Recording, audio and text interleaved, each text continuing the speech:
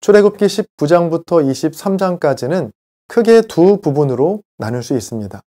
먼저 19장 1절부터 25절까지 시내산에 도착하다입니다. 이스라엘 백성들이 출애굽한 지 3달이 되었을 때 시내 광야에 도착합니다. 하나님은 모세를 산 위로 불러 말씀하시는데요. 이스라엘 백성들에게 나의 언약을 지키면 너희가 제사장 나라가 되며 거룩한 백성이 될 것이라고 말씀하시죠. 산에서 내려온 모세는 하나님의 말씀을 이스라엘 백성들에게 그대로 전합니다. 백성은 하나님과의 언약을 지키겠다라고 응답했고 모세가 이런 백성들의 응답을 하나님께 아릅니다. 그러자 하나님은 모세에게 내가 산 위에 빽빽한 구름 가운데 임할 것인데 절대로 백성들에게 산 위로 올라와서는 안 된다라고 경고하십니다. 하나님께서 약속하신 날이 되었고 모세는 하나님의 부르심을 받아 시내산 꼭대기로 올라갑니다. 다음으로 20장 1절부터 23장 33절까지 시내산에서 계명을 주시다입니다. 하나님은 시내산 위에서 모세에게 계명을 주시는데요. 먼저 20장 1절부터 17절까지 10계명을 주시죠. 그리고 20장 22절부터 26절까지는 제사에 대한 계명을, 21장 1절부터 11절까지는 종에 관한 법을 알려주십니다. 21장 12절부터 17절까지는 사형에 관한 법을, 21장 18절부터 36절까지는 피해 보상에 관한 법을, 22장 1절부터 15절까지는 재산에 관한 법을, 22장 6절부터 31절까지는 도덕과 종교에 관한 법을 알려주시죠.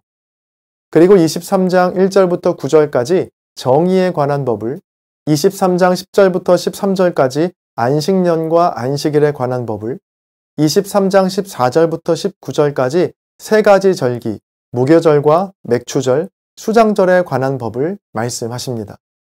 하나님은 이 모든 규례를 알려주신 후에 하나님께서 약속하신 땅에 가게 되면 오직 여호와만 섬길 것을 당부하시는 것으로 출애굽기 23장의 말씀은 끝이 납니다. 오늘 본문의 배경은 시내산입니다. 이스라엘 백성들은 이곳에서 약 11개월 동안 머물면서 하나님과의 약속과 율법을 받게 되는데요.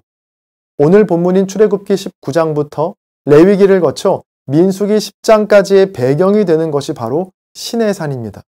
출애굽 여정에서 시내산이 차지하고 있는 비중이나 중요도가 상당하다는 것을 보여주죠. 그래서일까요? 오래전부터 이어져 온 논쟁 중에 하나가 바로 시내산의 위치에 대한 논쟁인데요. 전통적으로 시내산은 오늘날 이집트 시나이 반도에 있는 무사산이라고 알려져 있습니다. 모세의 산이라고 불리는 이 산이 모세가 하나님께 10계명을 받은 산이라고 알려져 있죠. 성지순례에서 시내산에 다녀온 분들은 대부분, 아니 예외 없이 바로 이 무사산에 오르셨을 겁니다. 자, 그런데 2007년도에 시내산의 위치가 시나이 반도가 아닌 사우디아라비아에 있는 라오즈산이라는 주장이 제기가 됩니다. 자, 그때부터 시내산 논쟁이 시작되었는데요. 이집트 시나이 반도에 있는 무사산이 진짜 시내산이냐, 아니면 사우디아라비아의 라오즈산이 진짜 시내산이냐라는 문제를 놓고 팽팽하게 대립해왔습니다. 저는 이 시간 어느 쪽 주장이 맞다 틀리다를 말하기보다는 두 주장 모두에게 있는 공통점 하나를 나누고자 하는데요. 시내산이 시나이 반도에 있는 무사산이건 아니면 사우디아라비아에 있는 라오즈산이건 시내산은 출애굽 이후에 이르게 된 장소였다는 점입니다. 10가지 재앙으로 이스라엘 백성이 출애굽한 이후에 다다른 곳이 바로 시내산이었다는 것이죠. 그 위치가 무사산이냐 라오즈산이냐는 출애굽 경로에 대한 해석의 차이로 나뉘긴 하지만 출애굽 이후에 다다랐다는 것에는 이견이 없거든요. 자, 이것이 정말 중요한 이유는 하나님께서 이스라엘 백성들과 언약을 맺으시고 율법을 주신 타이밍이 출애굽 전이 아니라 출애굽 이후이기 때문입니다.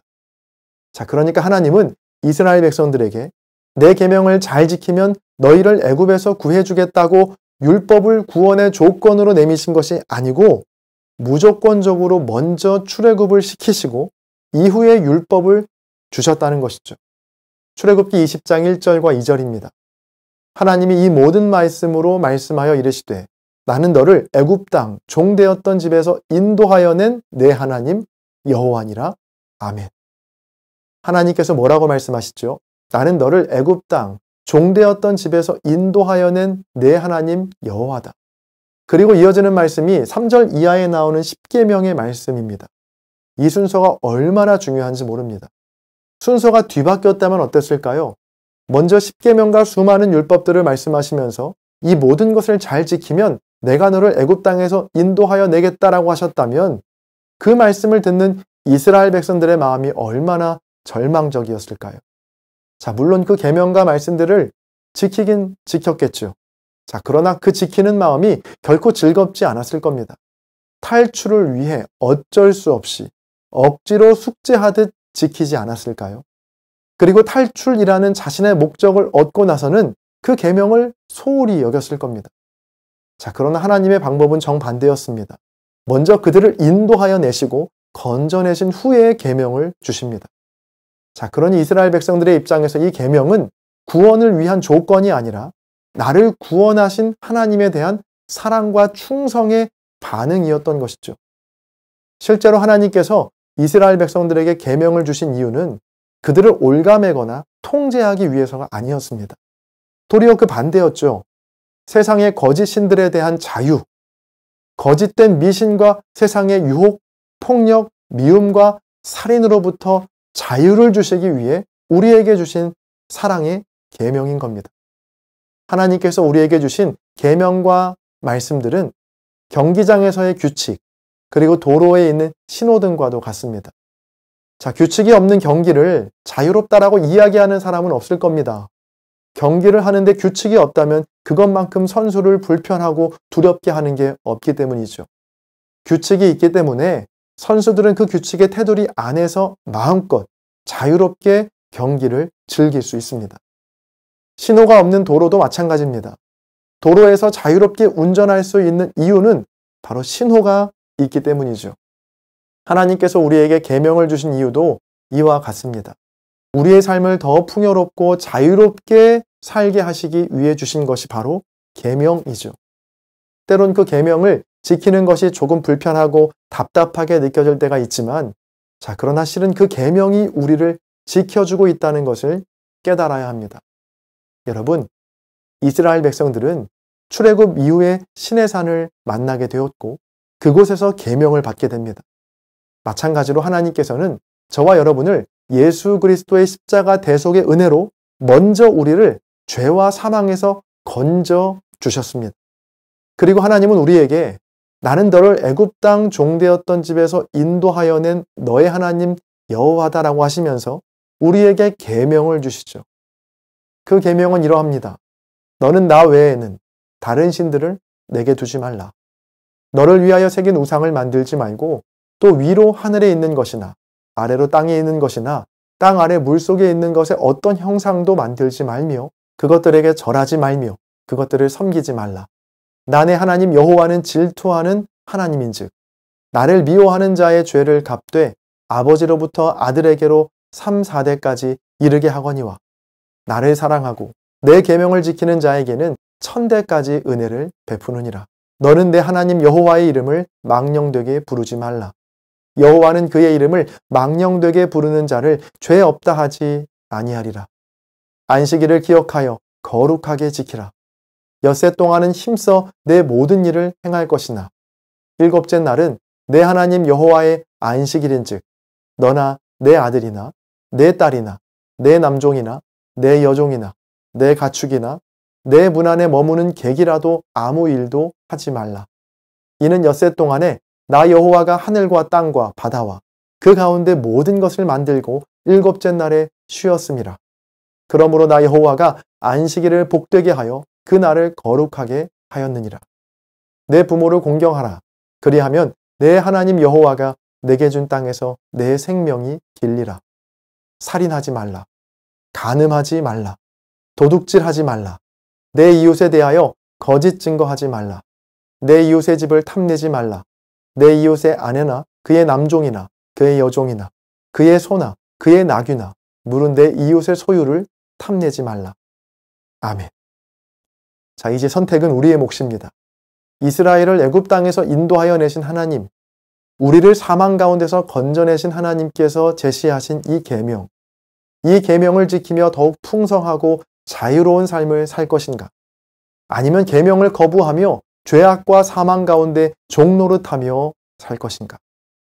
저와 여러분 모두는 하나님을 사랑하고 계명을 지킴으로 천대까지 베푸시는 하나님의 은혜를 누리시는 주님의 자녀들이 다 되시기를 주의 이름으로 간절히 축원합니다. 출애굽기 24장부터 31장까지는 크게 두 부분으로 나눌 수 있습니다. 먼저 24장 1절부터 18절까지 다시 신의 산으로 부르시다입니다. 하나님의 모든 말씀과 율례를 백성들에게 전한 모세는 다음 날 아침 이스라엘의 12지파를 상징하는 12기둥을 세웁니다. 그리고 화목제물로 바친 소의 피를 절반은 제단에 뿌리고 절반은 그릇에 담아 그릇에 담긴 피를 백성들에게 뿌리며 이 피는 하나님께서 모든 말씀에 대하여 너희와 세우신 언약의 피라고 말하죠. 모세와 아론, 나답과 아비후, 그리고 이스라엘 장로 70명은 다시 여호와의 산인 신의 산으로 오릅니다. 그곳에서 그들은 하나님과 함께 먹고 마시죠. 이후 하나님은 모세만 따로 산 위로 부르셨고 모세는 구름으로 가득한 산 위로 올라가 40일 동안을 머물게 됩니다. 다음으로 25장부터 31장까지 성막의 설계도를 알려주시다입니다. 하나님은 모세에게 하나님께서 거하실 성막의 설계도를 말씀하시는데요. 먼저 25장 1절부터 9절까지는 성소를 지을 예물에 대해서, 25장 10절부터 40절까지는 성소에 들어갈 증거궤와 진설병을 두는 상, 그리고 등잔대와 기구들에 대한 규례를 말씀하시죠. 다음으로 26장에는 성막에 대한 구체적인 지침을 주시고 27장에는 성막 주변의 뜰과 울타리를 만드는 방법에 대해 말씀하십니다. 또 28장에서는 제사장에 오신 에봇에 대한 자세한 지침을 주시고 29장에서는 성소에서 일할 제사장을 어떻게 세워야 하는지와 또 매일 드릴 번제에 대해, 30장에서는 성막의 기구인 제단과 놋 물두멍, 그리고 거룩한 향기름과 향등에 대해 말씀하시죠. 마지막으로 31장에서는 이 모든 명령대로 성막을 만들 수 있는 인물로 브살렐과 오홀리압이 있음을 말씀하십니다. 이후 안식일에 대해 한 번 더 강조하시고 하나님께서 모세에게 증거판 둘을 주셨다는 것으로 출애굽기 31장의 말씀은 끝이 납니다. 오늘 본문은 하나님께서 모세에게 성막을 어떻게 지어야 하는지에 대한 말씀이 나옵니다. 7장의 분량을 차지할 정도로 하나님께서는 모세에게 매우 자세하고 정확하게 성막의 설계도를 그려주시는데요. 그중 25장은 성막 설계도의 첫 시작입니다. 본격적인 성막의 설계도를 말씀하시기 전 하나님은 모세에게 성막 건축에 사용될 여러 재료들을 말씀하시는데요. 25장 3절부터 7절까지의 말씀을 새번역 성경으로 읽어드리겠습니다. 금과 은과 동과 청색실과 자주색실과 홍색실과 가는 모시실과 염소 털과 붉게 물들인 순양 가죽과 돌고래 가죽과 아카시아 나무와 등잔용 기름과 예식용 기름에 넣는 향품과 분향할 향에 넣는 향품과 에봇과 가슴바지에 박을 홍옥수와 그 밖의 보석들이다. 자, 언뜻 듣기에도 쉽게 구할 수 없는 재료들이 분명해 보이죠. 그런데 하나님은 이런 진귀한 재료들을 말씀하시면서 모세에게 이 모든 재료들을 이스라엘 자손들에게 명령하여 예물로 받으라고 하십니다. 자, 물론 성막의 중요성은 아무리 강조해도 지나치지 않죠. 이 성막은 신의 산의 현현이자 에덴 동산 이후 하나님께서 사람과 만나시겠다고 약속하신 유일한 장소이기 때문입니다. 25장 8절입니다. 내가 그들 중에 거할 성소를 그들이 나를 위하여 짓되, 하나님께서는 성막을 내가 그들 중에 거할 성소라고 분명히 말씀하십니다.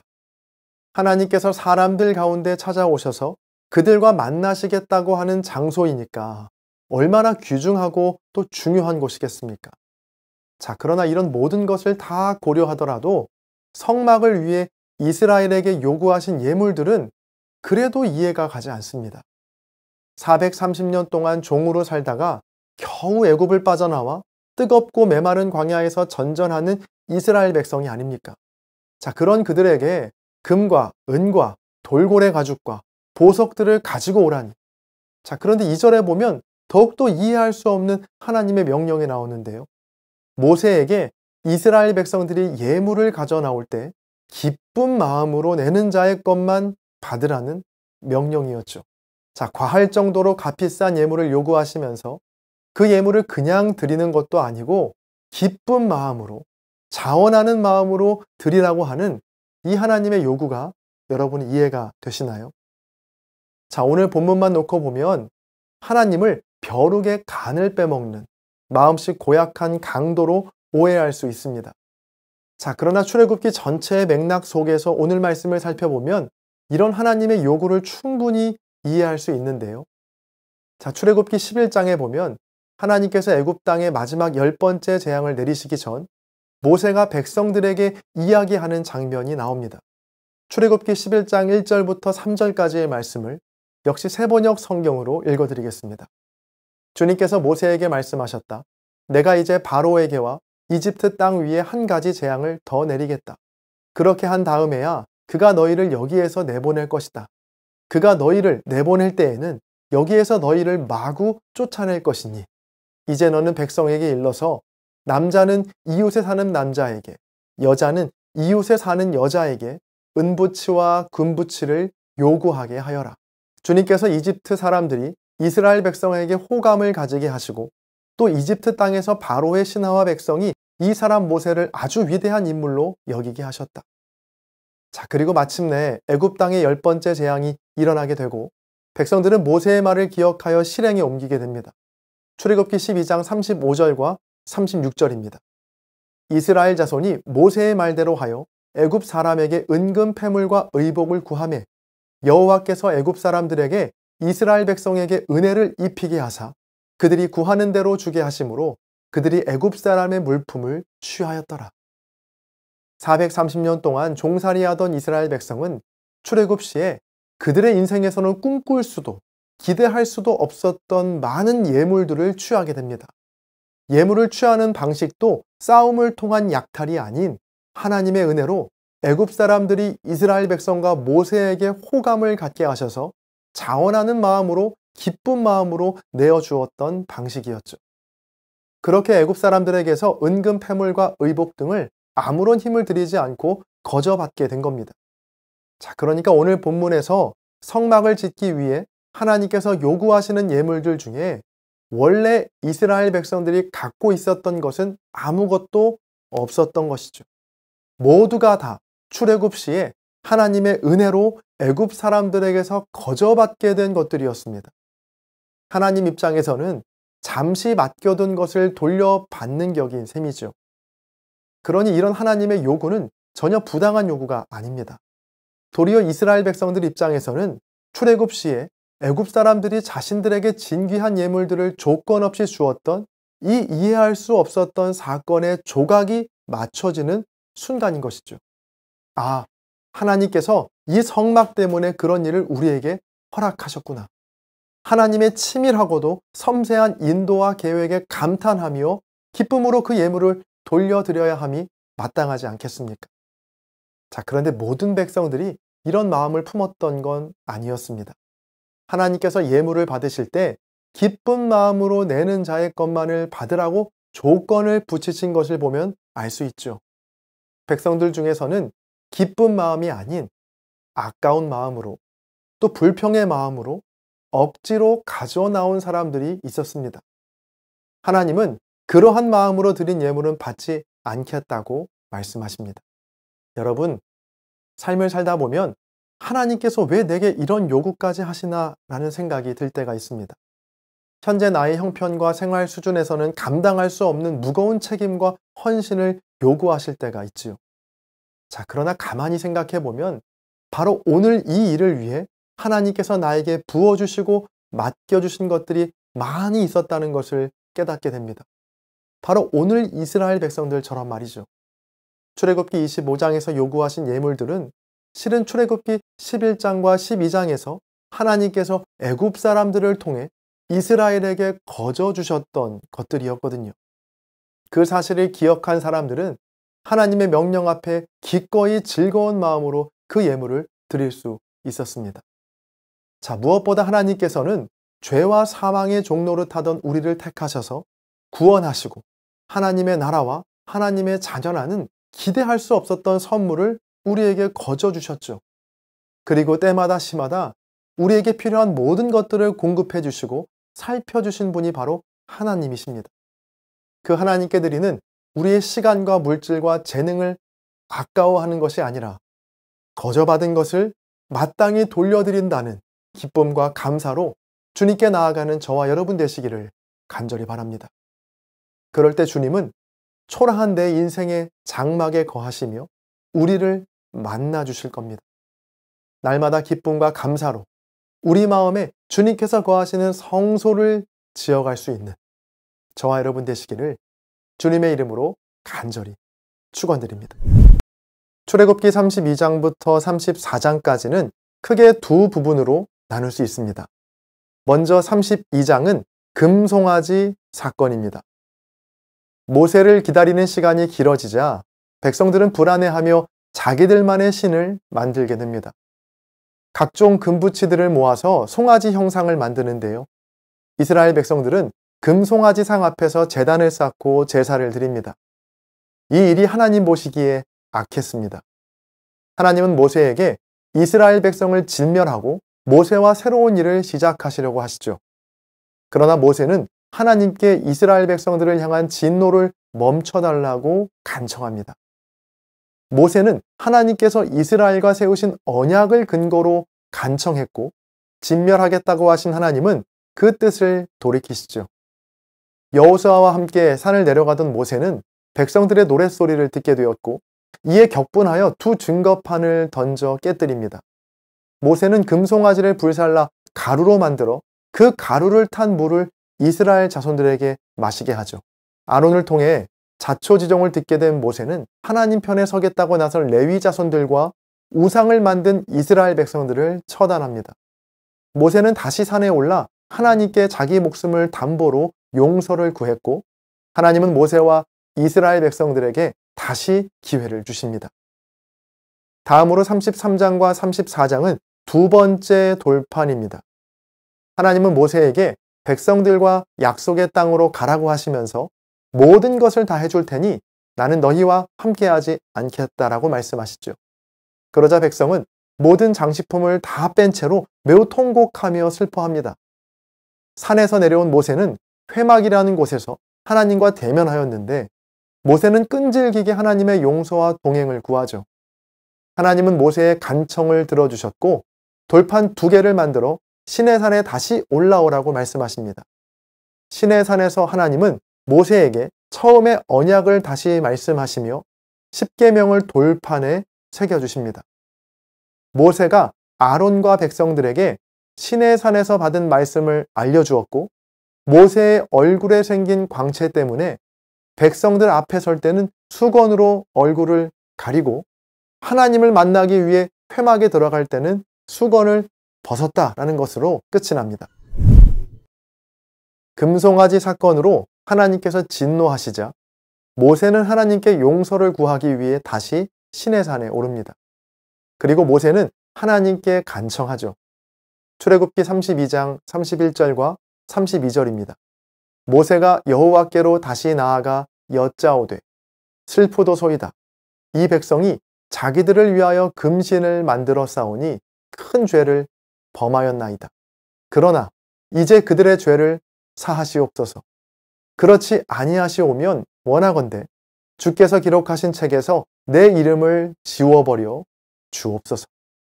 목숨을 걸고 하나님께 용서를 구하는 모세의 간청에 하나님은 뜻밖의 제안을 하십니다.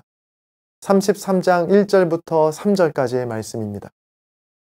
여호와께서 모세에게 이르시되 너는 내가 애굽 땅에서 인도하여 낸 백성과 함께 여기를 떠나서 내가 아브라함과 이삭과 야곱에게 맹세하여 내 자손에게 주기로 한 그 땅으로 올라가라.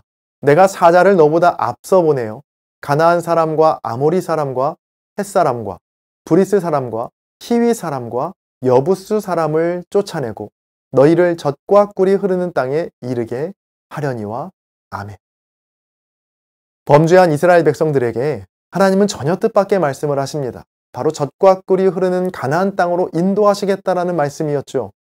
더군다나 사자를 앞서 보내셔서 그곳에 있던 가나안, 아모리, 헷, 브리스, 히위와 여부스 사람을 미리 쫓아내 주시겠다는 약속입니다. 이스라엘의 입장에서는 이보다 더 솔깃한 제안이 없었겠죠. 금송아지 사건으로 꼼짝없이 죽는 줄로만 알았는데 그토록 바라던 가나안 땅에 싸움 없이 무혈 입성하게 될 것이라는 제안. 자, 이보다 더 좋은 제안이 어디 있겠습니까? 그런데 이런 하나님의 말씀을 받은 후 보이는 이스라엘 백성들의 반응이 뭔가 조금 이상합니다. 33장 4절입니다.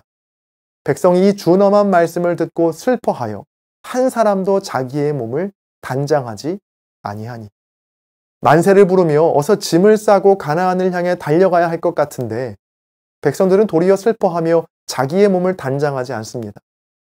왜 이렇게 백성들은 슬퍼했던 것일까요? 지금이야말로 지긋지긋한 광야 생활에서 벗어날 수 있는 절호의 기회이자 또 아무런 수고 없이 단번에 가나안으로 갈 수 있는 기회인데 말이죠.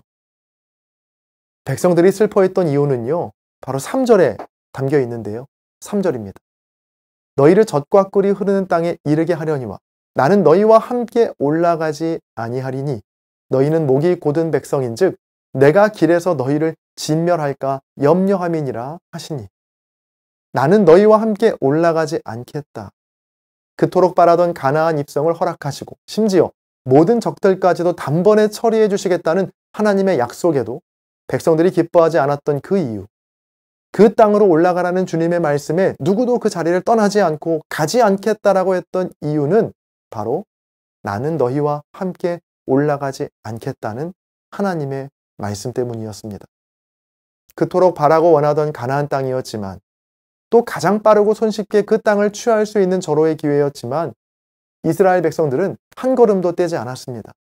한 사람도 자신의 몸을 단장하지 않았던 것이죠. 그렇게 멈춰있던 이스라엘 백성들에게 하나님은 너희 몸에서 모든 장신구를 떼어버리라고 말씀하셨고 이스라엘 백성은 그 말씀에 순종합니다. 그러자 하나님은 이스라엘 백성들을 용서하시죠. 33장 14절입니다. 여호와께서 이르시되 내가 친히 가리라. 내가 너를 쉬게 하리라. 아멘. 오늘 말씀을 통해 깨닫게 되는 사실이 있습니다. 때론 가지 않는 것이 우리에게 복이 될 수 있다는 겁니다. 출애굽기 33장에 나오는 하나님의 제안은 굉장히 매력적이고 솔깃한 제안이었죠. 너희가 원하는 것을 다 들어주고 심지어 아무런 힘도 들이지 않고 평탄하게 인도해 주겠다. 이 얼마나 솔깃한 제안입니까? 그러나 한 가지 조건이 붙죠. 그러나 나 여호와 하나님이 너희와 함께 하지는 않겠다. 내가 원하는 모든 것을 이룰 수 있지만 딱 하나, 하나님이 함께 하지 않겠다는 이 제안. 여러분은 어떠신가요? 얼른 몸을 단장하여 그 길을 떠나시겠습니까? 아니면 하나님이 함께 하지 않으시니 가지 않겠다고 그 매력적인 길을 포기하시겠습니까? 가지 않겠다고 했던 이스라엘의 선택으로 그들은 하나님을 얻긴 했지만 실은 가나안 입성 때까지 더 많은 수고와 더 많은 고난을 감당해야 했습니다. 지금 바로 갈 수 있었던 길을 40년을 돌아가야 했고 안전하고 편하게 밟을 수 있었던 그 땅을 목숨을 건 전쟁을 치르며 간신히 밟게 되죠.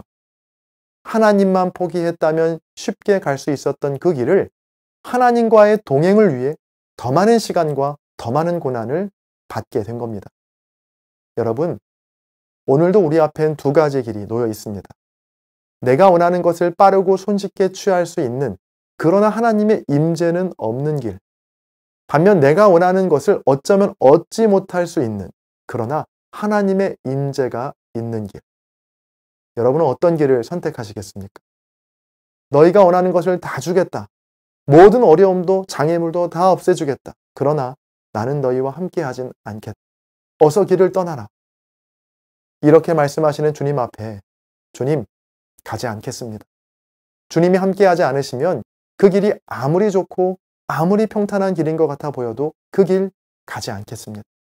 돌아가더라도, 쉬어가더라도, 설사 내가 원하는 일을 이루지 못할지라도 주님과의 동행이, 또 주님과의 임재가 제겐 더욱 소중합니다.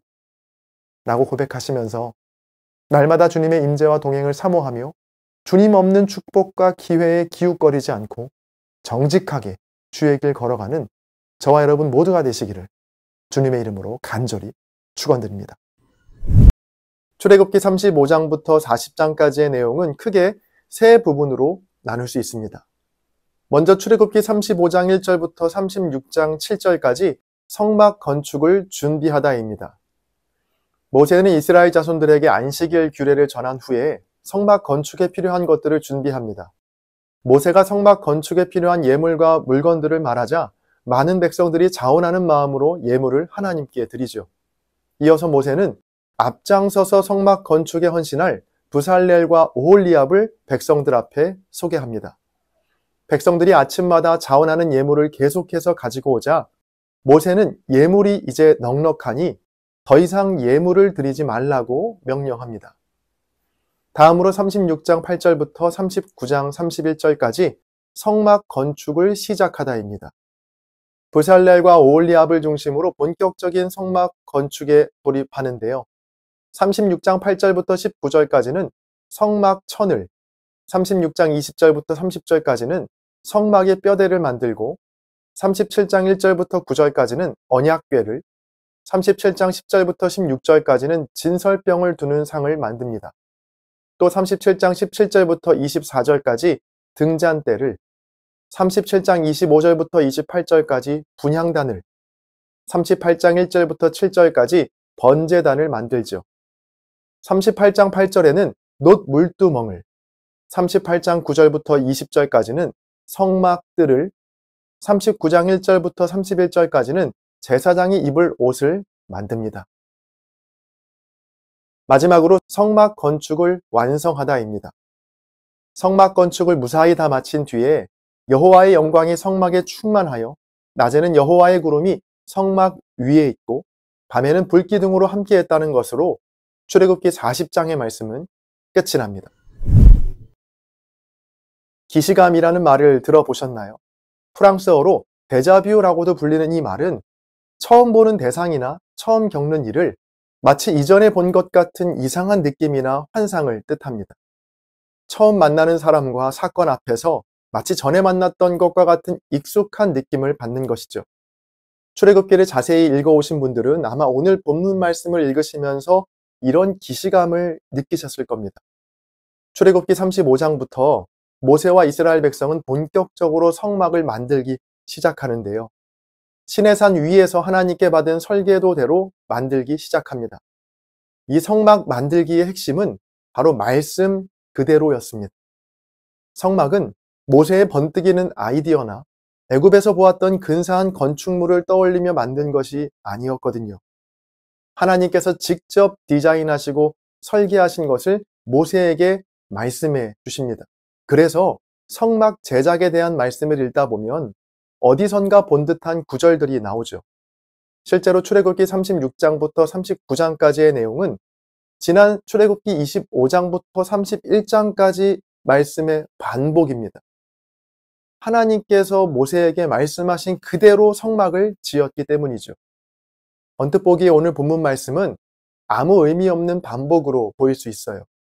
시내산 위에서 받은 말씀을 그대로 반복하고 있거든요. 자, 그러나 말씀이 그대로 반복이 된다는 점에서 저는 더 큰 감명과 도전을 받게 되었습니다. 자, 모세는 시내산 위에서 하나님께 받았던 말씀을 산 아래에 내려와서도 잊지 않고 백성들에게 그대로 전합니다. 그리고 이스라엘 백성은 그 말씀을 그대로 지켜 행했습니다. 그렇게 성막은 하나님의 말씀 그대로 지어져 간 것이죠. 하나님의 임재와 구원이라는 책에 보면 성막과 에덴 동산을 비교하는 부분이 나오는데요. 그 내용이 아주 흥미롭습니다.